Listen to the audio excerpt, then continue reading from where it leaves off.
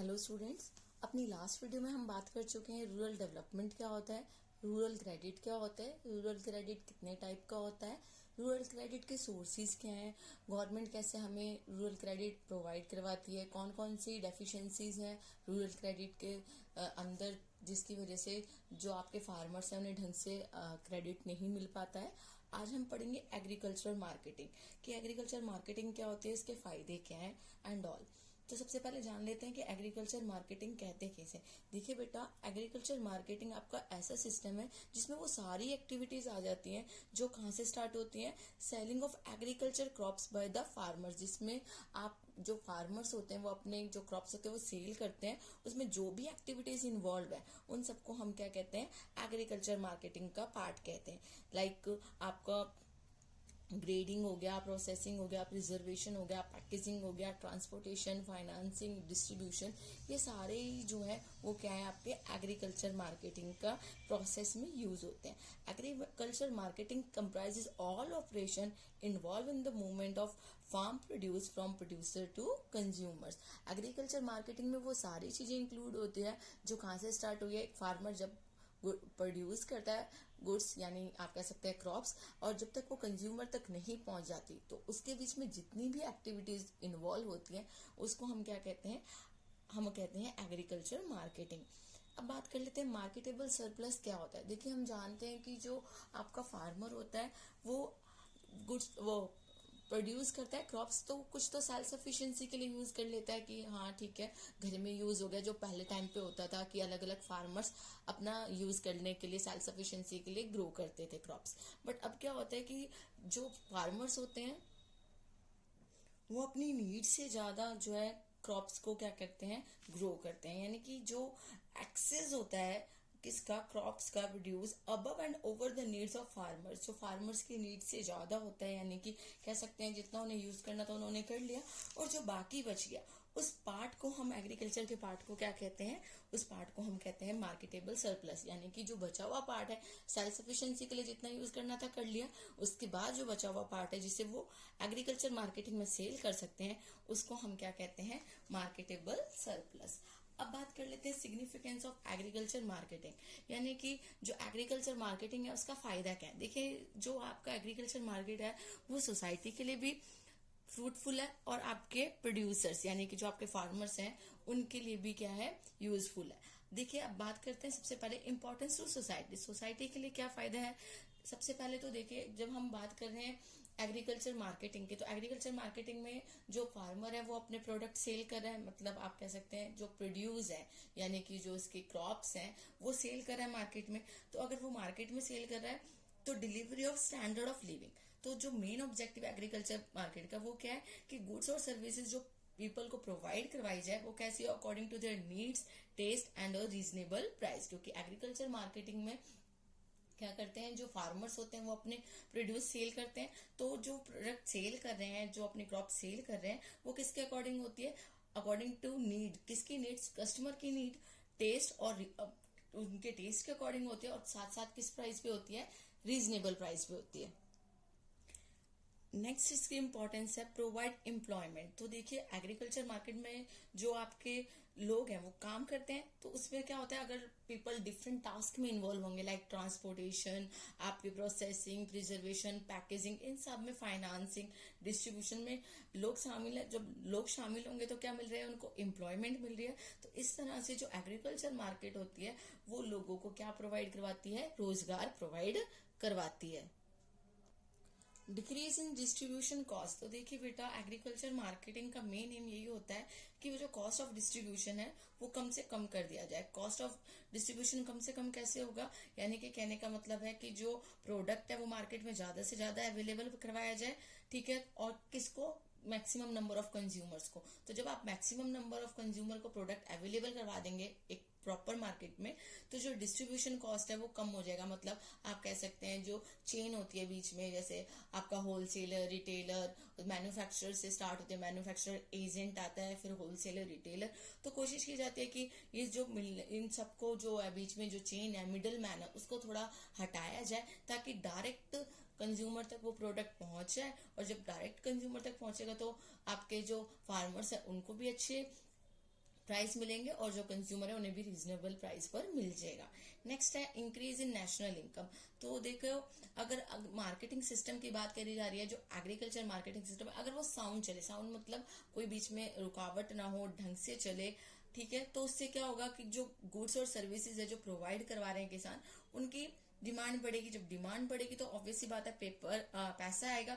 तो जितनी ज्यादा डिमांड होगी उतनी ज्यादा प्रोडक्शन एक्टिविटी होगी, और प्रोडक्शन एक्टिविटी ज्यादा होगी तो उससे क्या होगा, जो हमारी इनकम है, नेशनल इनकम है, वो ग्रो करेगी। हमने पढ़ा है ना, नेशनल इनकम क्या होती है, इनकम ऑफ द नेशन, जिसमें आपके गुड्स और जो सर्विसेज है, यानी कि जो आपका डोमेस्टिक एरिया है उसमें गुड्स और सर्विस जो दोनों आपकी प्रोड्यूस होती है, उसके थ्रू नेशनल इनकम बनती है। तो अगर आपके डोमेस्टिक एरिया में प्रोडक्शन एक्टिविटी ज्यादा हो रही है तो ऑब्वियसली बात है नेशनल इनकम ऑटोमेटिकली इंक्रीज होगी।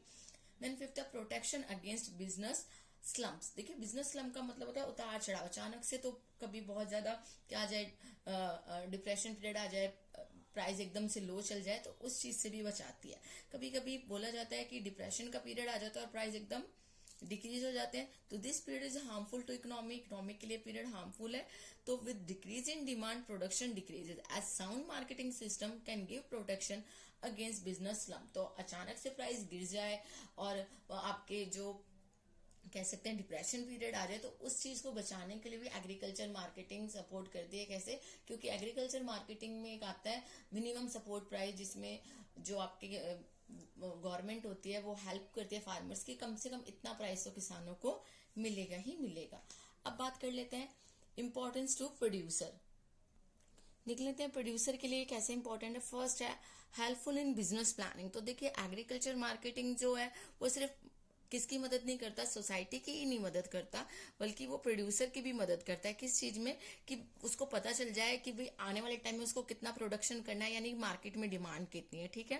It is also helpful in business planning and decision making. Marketing decision affect the business decision. तो बताता है कि जैसे मार्केट में जो प्राइस चल रहा है या मार्केट में जो सिचुएशन चल रही है, उसके अकॉर्डिंग क्या करता है प्रोड्यूसर, गुड्स प्रोड्यूस करता है, जिससे क्या हो जाता है उसको हेल्प मिलते हैं। यहाँ पे प्रोड्यूसर किसकी बात हो रही है? फार्मर्स की बात हो रही है। ठीक है।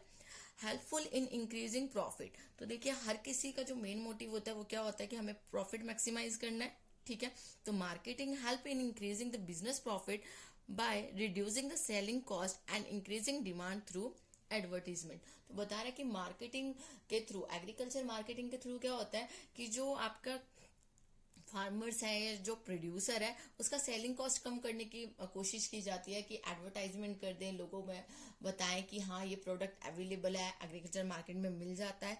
और इसके अलावा जो आपका जो मिडल मैन होता है, ठीक है, सेलिंग कॉस्ट में क्या आता है आपका? सेलिंग कॉस्ट में आपके चैनल ऑफ डिस्ट्रीब्यूशन आते हैं, सेलिंग कॉस्ट में आपका जो ट्रांसपोर्टेशन कॉस्ट होता है, ये सारे होता है। तो अगर एक ही जगह आपको प्रॉपर मार्केट मिल जाएगी तो आपको जगह जगह जाने की जरूरत नहीं है कि हाँ हमें यहाँ पे प्रोडक्ट सेल करना है, यहाँ करना है। नहीं, एक प्रॉपर मार्केट है, पूरा इंफ्रास्ट्रक्चर अवेलेबल है और वहां पे आप प्रोडक्ट सेल कर सकते हैं।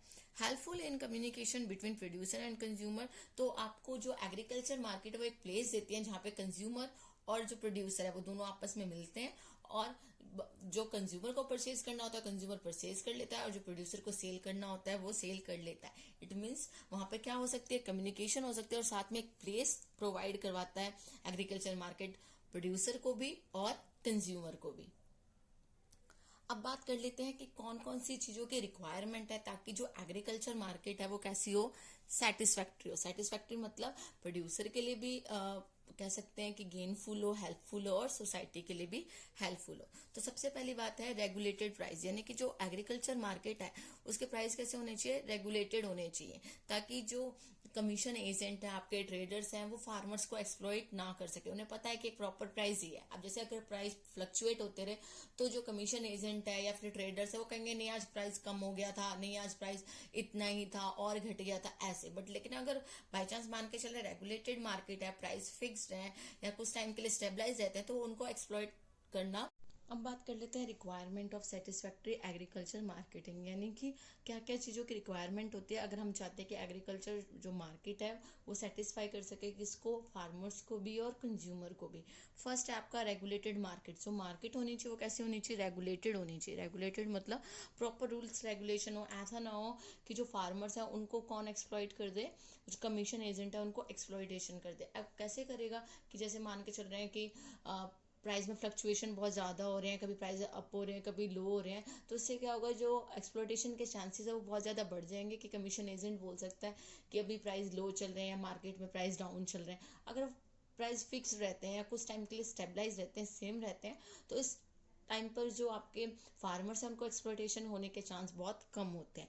नेक्स्ट है ट्रांसपोर्ट फैसिलिटी। देखिए जो आपके फार्मर्स हैं उनको ट्रांसपोर्ट करना पड़ता है अपना प्रोड्यूस गुड्स जो है, आपके जो क्रॉप्स वगैरह, वो एक जगह से यानी कि आपके फार्मर से कहाँ तक, कंज्यूमर मार्केट तक। तो उसके लिए जो आपके ट्रांसपोर्टेशन है वो कैसे होना चाहिए, चीप मीन्स ऑफ ट्रांसपोर्टेशन होने चाहिए। चीप मतलब सस्ते होने चाहिए, ऐसा नहीं है कि उनका कॉस्ट बहुत ज़्यादा हो और फिर जो फार्मर्स है वो उतना अफोर्ड ना कर सके। तो कोशिश करनी चाहिए कि जो ट्रांसपोर्ट फैसिलिटी है वो चीप ट्रांसपोर्ट फैसिलिटी उनको प्रोवाइड करवाई जाए।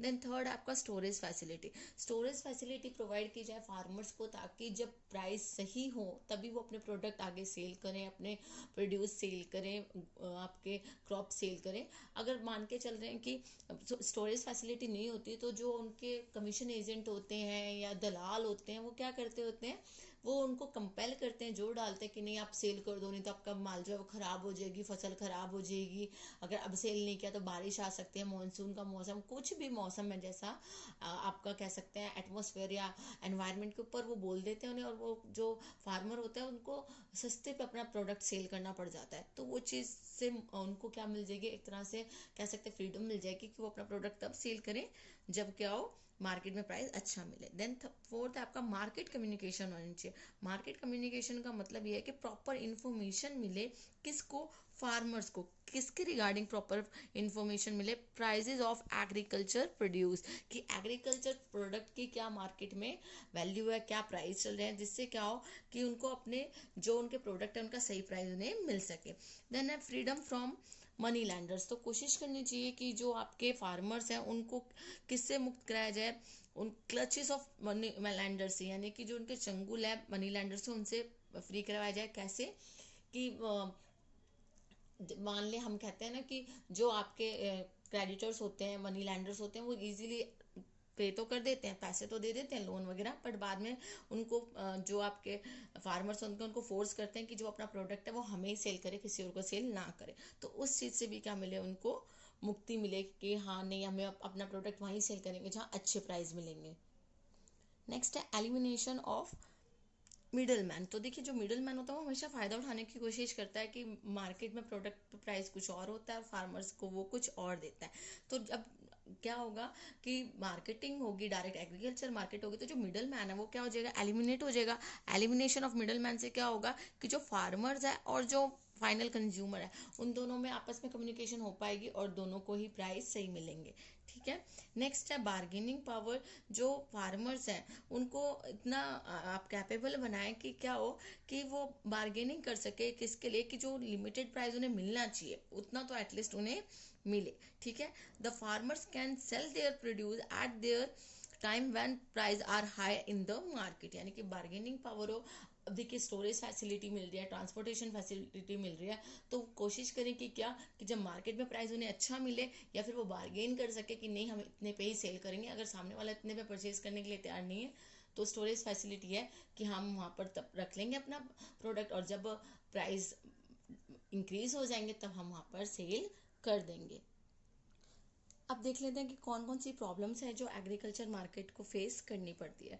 फर्स्ट है माल प्रैक्टिसेस इन द मार्केट। देखिए जो माल प्रैक्टिसेस है, यानी कि कह सकते हैं कि हम धोखाधड़ी मोस्टली क्या की जाती है, बहुत ज़्यादा हो जाती है मार्केटिंग में। कैसे? जैसे कि जो वेट है उनको लेसर वेट से तोल दिया जाता है कि नहीं आप कहते हैं 50 किलो की बोरी नहीं 49 की है। मेजरमेंट जो होते हैं वहाँ पर वो भी क्या होते हैं, वो भी सही रिजल्ट नहीं शो करते हैं, सही मेजरमेंट नहीं लेते हैं।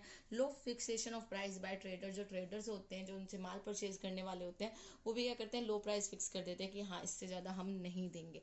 Lack of proper storage facility, अभी बात की गई थी कि स्टोरेज फैसिलिटी प्रोवाइड करवानी चाहिए, बट लेकिन वहाँ पे प्रॉपर फैसिलिटी प्रोवाइड नहीं होती है, जिसकी वजह से क्या होते हैं कि जो रूरल एरिया में जो क्रॉप्स होती है, अगर प्रॉपर फैसिलिटी नहीं है तो फार्मर्स को उनको सेल करना ही पड़ता है, क्योंकि उन्हें पता है कि अगर फैसिलिटी तो है नहीं तो आने वाले। अब बात कर लेते हैं प्रॉब्लम कौन कौन सी फेस करनी पड़ती है एग्रीकल्चर मार्केटिंग में।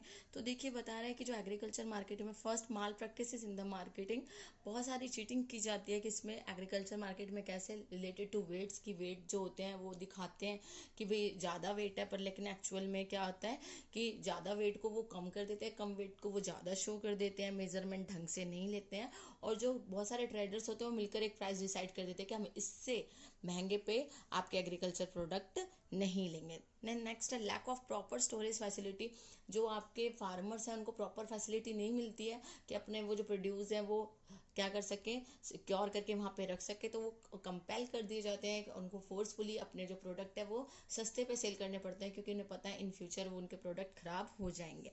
देन है फोर्स्ड सेल। फोर्स सेल्स मतलब कि ज़बरदस्ती उन्हें कहा जाता है कि हाँ भाई सेल कर दे। ऐसा क्यों कहते हैं? क्योंकि ना देखिए जो फार्मर्स होते हैं उनके ऊपर प्रेशर होता है कि उन्हें लोन चुकाना है, बैंक्स का लोन देना है, जो आपके मनी लेंडर्स हैं उनका लोन देना है, तो वो इतना वेट नहीं कर सकते कि जब प्राइस हाई होगा हम तब सेल करेंगे। तो वो क्या करते हैं, जब उनको जैसा प्राइस मिलता है वो उसी प्राइस पे सेल कर देते हैं। लैक ऑफ फाइनेंस, देखिए जो स्मॉल फार्मर्स होते हैं वो मोस्टली डिपेंड किस पे रहते हैं, ट्रेडर्स पे डिपेंड रहते हैं, मनी लेंडर्स पे डिपेंड रहते हैं, क्योंकि उनसे बहुत ज़्यादा पेपर वर्क नहीं होता जो गवर्नमेंट इंस्टीट्यूट में करना पड़ता है। तो जो ट्रेडर्स और मनी लेंडर्स होते हैं ना वो लोन तो दे देते हैं उन्हें, पर किस कंडीशन पे देते हैं, इस कंडीशन पे देते हैं कि भाई जो क्रॉप्स है वो आप सिर्फ और सिर्फ हमें ही सेल करेंगे। देन नेक्स्ट है lack of market intelligence. Lack of market intelligence का मतलब ये है कि जो फार्मर्स होते हैं वो इग्नोरेंट होते हैं, उन्हें नहीं पता होता कि मार्केट में क्या प्राइस चल रहा है, कैसा प्राइस चल रहा है, ठीक है। वो किस पे डिपेंड करते हैं, वो कमीशन एजेंट पे डिपेंड करते हैं इस चीज़ के लिए कि वो बता सके कि मार्केट में क्या प्राइस चल रहा है, तो वो जैसा प्राइस बताता है उसी प्राइस पे वो सेल कर देते हैं अपने प्रोडक्ट। तो इट मीन्स जो आपका कमीशन एजेंट है वो उनको चीट करता है और सस्ते पे प्रोडक्ट ले लेता है। लैक ऑफ ट्रांसपोर्टेशन, तो देखिए ट्रांसपोर्टेशन फैसिलिटी अवेलेबल नहीं है। जब ट्रांसपोर्टेशन फैसिलिटी अवेलेबल नहीं होगी तो जो एक डिस्टेंस है कहाँ से रूरल एरिया से अर्बन एरिया तक, या आप कह सकते हैं फार्मर से एग्रीकल्चर मार्केट, वो डिस्टेंस कवर करने में टाइम लगता है, और वो जो उनको कॉस्ट लगता है वो उनको हाई लगता है, इसलिए वो कहते हैं कि मार्केट में एरिया में सेल करने से तो अच्छा है हम डायरेक्ट ट्रेडर्स को सेल कर दें और वो आगे अपने आप मार्केट में सेल कर लेंगे। Then lack of grading. Lack of grading में क्या होता है कि देखिए जो फार्मर्स होते हैं वो कई तरह के प्रोडक्ट बनाते हैं, कुछ फसल आपकी अच्छी होती है, कुछ बहुत अच्छी होती है, तो grade A B C D इस तरह से ग्रेड दिया जाता है किसको, फसलों को। बट लेकिन जो फार्मर्स होते हैं उन्हें पता नहीं होता, तो सब कुछ मिक्स कर देते हैं। जब मिक्स कर देते हैं अच्छी क्वालिटी को लोअर क्वालिटी के साथ, तो जो जो आपके हाई क्वालिटी के प्रोडक्ट होते हैं वो भी लोअर के साथ ही वो सेल हो जाते हैं, लोअर प्राइस उस पर मिलता है, हाई प्राइस उस पर नहीं मिलता। Large number of intermediates. Large number of intermediates का मतलब ये है कि एग्रीकल्चर मार्केट में बहुत लंबी चेन होती है इंटरमीडिएट्स की, जो फार्मर से लेके फाइनल कंज्यूमर तक पहुंचती है। जैसे होलसेल हो गया, रिटेलर हो गया, आपका एजेंट हो गया, कमीशन एजेंट हो गया, जिसकी वजह से फार्मर्स को तो प्राइस सस्ते पर बेचना पड़ता है, बट कंज्यूमर को हमेशा महंगे प्राइस पर ही प्रोडक्ट मिलते हैं। अब बात कर लेते हैं measures to improve agriculture market कि कौन कौन से स्टेप हम उठा सकते हैं ताकि हम एग्रीकल्चर मार्केट को क्या कर सके, इम्प्रूव कर सके। फर्स्ट है फ्रीडम फ्रॉम मनी लैंडर्स। तो हमें ट्राई करना चाहिए कि जो आपके फार्मर्स हैं उनको किससे फ्रीडम दिलाई जाए, ग्रिप ऑफ मनी लैंडर्स, जो क्या करते हैं उनको फोर्सफुली बोलते हैं कि भाई हम तुझे लोन तो दे देंगे, हम तुझे पैसा तो दे देंगे, पर बदले में तुझे क्या देना पड़ेगा, हमें अपना जो सेल है प्रोडक्ट है वो सारे हमें ही सेल करने पड़ेंगे। नेक्स्ट है एलिमिनेशन ऑफ मिडल मैन। तो कोशिश करनी चाहिए कि जो मिडल मैन है उसको क्या किया जाए, हटा दिया जाए, ताकि जो फार्मर है उसको फेयर प्राइस मिल सके अपने सेल के, और जो कंज्यूमर है उसको भी ज़्यादा नुकसान ना हो, वो भी हाई प्राइस पे प्रोडक्ट परचेज नहीं करेगा। देन थर्ड है आपका बार्गेनिंग पावर। बार्गेनिंग पावर आपको पता ही है कि क्या करें कि जो फार्मर्स हैं वो कई सारे फार्मर्स मिलके बोले कि हम इसी प्राइस पे ही सेल करेंगे, इससे महंगे पर सेल नहीं, सस्ते पे सेल नहीं करेंगे, तो मजबूरन जो ट्रेड कमिश्नर है या जो कमीशन एजेंट है उनको उस प्राइस पर परचेज करना पड़ेगा। फिर है स्टोरेज फैसिलिटी। अगर प्रॉपर स्टोरेज फैसिलिटी दी जाएगी फार्मर्स को तो क्या होगा, प्रॉपर फैसिलिटी उनके पास है तो जब प्रोडक्ट के प्राइस हाई होंगे तभी वो सेल करेंगे, अदरवाइज वो क्या करेंगे, वो अपने पास ही रख लेंगे उनको, ताकि जब प्राइस बढ़े तब वो सेल कर सके। देन है transport facility. Transport facility available करानी चाहिए ताकि जो आपके फार्मर्स है वो इजीली मार्केट में आ सके और अपने प्रोडक्ट सेल कर सके। रेगुलेटेड मार्केट होनी चाहिए ताकि आपके साथ जो फार्मर्स हैं उनके साथ चीटिंग ना हो। मेजरिंग जो आपके पास इंस्ट्रूमेंट है वो प्रॉपर मेजर करें, ऐसा ना हो कि चीटिंग की जा सके उनके साथ, ऐसा नहीं होना चाहिए। रेगुलेटेड मार्केट होनी चाहिए, प्रॉपर वहाँ पर डिसिप्लिन हो। ऐसा नहीं है कि जो कमीशन एजेंट है वो उनसे कह रहे हैं हम सस्ते पे ले लें, नहीं, ठीक है, रेगुलेटेड होनी चाहिए सारी market. Use of standardize weights का यूज़ करना चाहिए। जो मैंने बताया ना आपको, ऐसा नहीं होना चाहिए जो किलोग्राम वगैरह के स्टैंडर्डाइज वेट है वही यूज़ करें। ऐसा नहीं है कि 1 किलो की बोरी भरी हुई है, एक बोरी भरी हुई है तो उसका वेट 50 किलो है और बाकी सारी वेट जो बोरी होगी वो 50 किलो की होगी। तो क्या होना चाहिए, प्रॉपर इंस्ट्रूमेंट होने चाहिए वेट के, कम ज़्यादा नहीं होना चाहिए। अगर स्टैंडर्डाइज वेट होगा तो जितना वेट है वो वही शो करेगा, मतलब आप एस्टिमेशन ना लगाएं, प्रॉपर वेट करें। फिर है आपका ग्रेडिंग एंड स्टैंडर्डाइज होना चाहिए कि जो प्रोडक्ट हैं, जो आपके एग्रीकल्चर प्रोडक्ट हैं वो कैसे होने चाहिए, आपके ग्रेडिंग सिस्टम होना चाहिए कि ग्रेड ए का प्रोडक्ट है तो हाई प्राइस होगा, बी का है तो कितना प्राइस होगा, सी का है तो कितना प्राइस होगा, ग्रेडिंग दी जाए और स्टैंडर्डाइज किया जाए कि कौन सा प्रोडक्ट के क्या रेट होंगे। नेक्स्ट है मार्केट रिसर्च एंड ट्रेनिंग करनी चाहिए कि पता हो उनको कि मार्केट में किस चीज़ की डिमांड है, किसका क्या प्राइस चल रहा है, किसकी ज़्यादा मार्केट में डिमांड हो रही है, कौन सा प्रोडक्ट कितने पे सेल हो रहा है, इन सब की नॉलेज भी होनी चाहिए। Then organization of cooperative market society. देखिए आपकी organization of cooperative market society क्या होती है, सीएमएस वो सोसाइटीज़ होती है जो फार्मर्स की हेल्प करती है, उनको लोन देने में, उनको अवेयर करने में उनकी हेल्प करती है ताकि वो मनी लैंडर्स के जो ग्रिप्स हैं उनसे बाहर निकल सके। तो ऐसी जो आपकी सीएमएस है उनको स्टेबलाइज करना चाहिए ताकि वो प्रॉपर किसकी हेल्प कर सके, फार्मर्स की। देन थर्ड है fixation of minimum support price. ये मिनिमम सपोर्ट प्राइस कौन देता है आपको, ये मिनिमम सपोर्ट प्राइस आपको गवर्नमेंट देते कि अगर प्रोडक्ट आपका फसल आपकी खराब होती है या एक प्राइस होता है जो जिस पर आपका ट्रेडर लेने को तैयार नहीं है तो कम से कम उतना प्राइस तो आपको दिया ही जाएगा। फॉर एग्जाम्पल अगर मान के चले मार्केट में प्राइस किसी चीज़ का 8 रुपीज़ है और अगर गवर्नमेंट ने फिक्स किया है कि वो मिनिमम सपोर्ट प्राइस 10 रुपीज़ लेगी तो उसको फार्मर को कितने मिलेंगे, 10 ही मिलेंगे, मार्केट प्राइस जो 8 है वो नहीं मिलेगा। तो इसमें क्या होता है कि जो फार्मर्स हैं उनको नुकसान होने से बच जाता है कि हाँ मिनिमम सपोर्ट प्राइस हमें कम से कम इतना तो मिलेगा, इससे लेस नहीं मिलेगा। तो जो आपके ट्रेडर्स होते हैं, कमीशन एजेंट होते हैं, वो उनको एक्सप्लॉइट नहीं कर पाते। तो आज की इस वीडियो में हमने पढ़ा कि एग्रीकल्चर मार्केटिंग क्या है, एग्रीकल्चर मार्केटिंग के कौन कौन से हम कह सकते हैं कि प्रॉब्लम्स है जो फेस करते हैं फार्मर्स और कौन कौन से ऐसे स्टेप्स उठाए जाए ताकि जो एग्रीकल्चर मार्केट है वो इम्प्रूव हो जाए और फार्मर्स को भी फ़ायदा हो। अपनी नेक्स्ट वीडियो में हम पढ़ेंगे कि कोऑपरेटिव मार्केट सोसाइटी क्या होती है और ये कैसे हेल्पफुल है, किसके लिए, फार्मर्स के लिए। Thank you students.